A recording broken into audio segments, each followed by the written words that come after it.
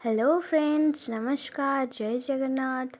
मु आज मोर गोटे नुआ ब्लॉग को आपण माने समस्त को स्वागत जनाऊँगी। तो आसतु आमे आज बुली जिबा कोणार्क अर्कक्षेत्र। तो दूररू कोणार्क मंदिरटा केते सुंदर लगुची।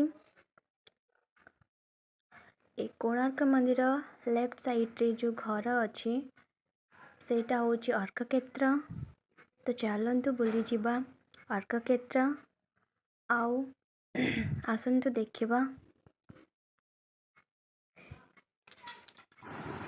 तो देखंतु एटा होची अर्कक्षेत्र। तो एटा बाहर पट केते सुंदर लगुची। तो एपटे right side ladies entry, left side gents entry.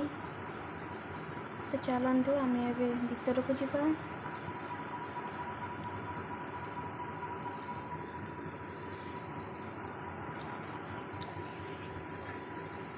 एटा देखंतु एटा वेलकम गैलरी केते सुंदर हेची।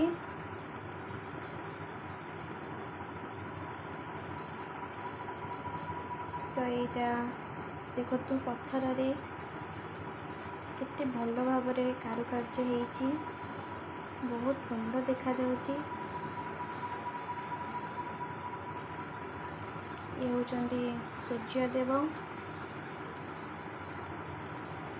ये सब किछि पत्थर रे ही हेची।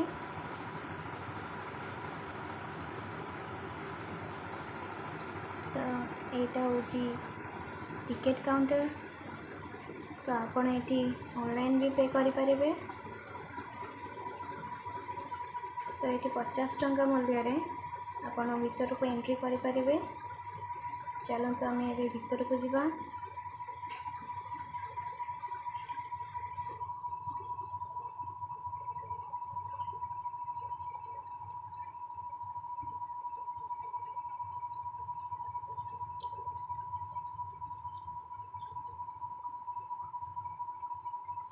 तो देखंतु एटा होची सूर्य मंदिर।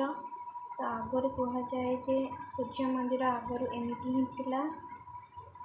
तो तार चित्रटा एठी हेची देखंतु।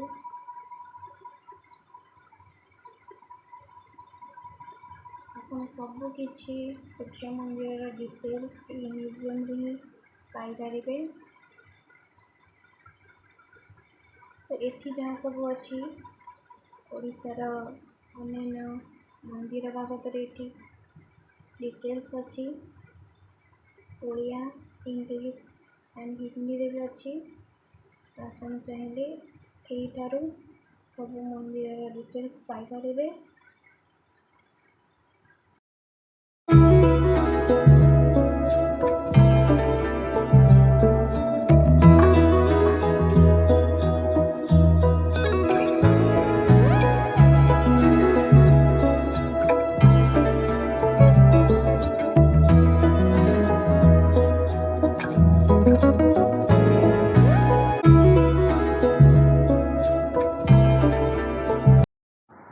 तो आसंतु आमे एबे देखिबा सूर्य मंदिर वर्तमान अवस्था एहीपरि भाव में अच्छी। तो एठारे तार कारुकार्य हेची देखंतु, बहुत सुंदर लगुची।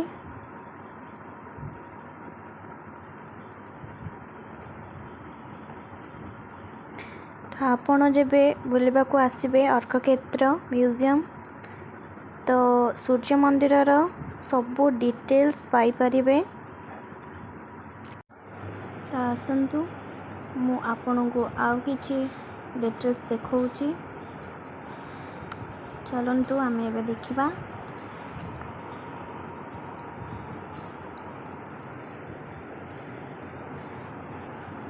तो देखंतु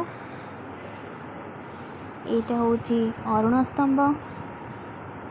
एहार भी एठी कारुकार्य हेची बहुत सुंदर भाव में। तो देखंतु ये होचंदी राजा आउ ये तांकर कारीगर माने।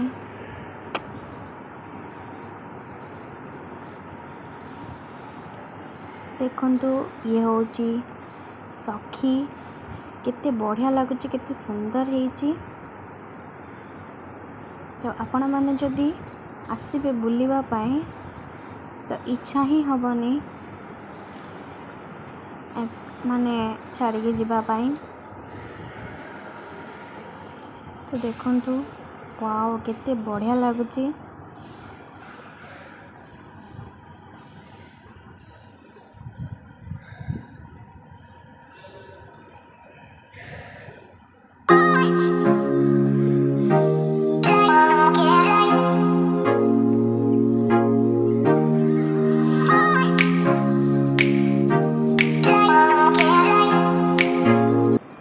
तो देखंतु ये सब छोट छोट मूर्ति पत्थर रे ही होइछे। जहाँ भी किछि होइछि कारुकार्य बहुत निपुण भाव में बहुत सुंदर ही होइछि। तो ये होछि बोईत। तो एठी जहाँ भी किछि कारुकार्य होइछि सब काठरे ही होइछि, बहुत सुंदर लगुच। तो आपण माने एटा को थरे निश्चय आसंतु, बहुत बढ़िया भाव में सब किछि देखिए बहुत भल लगे।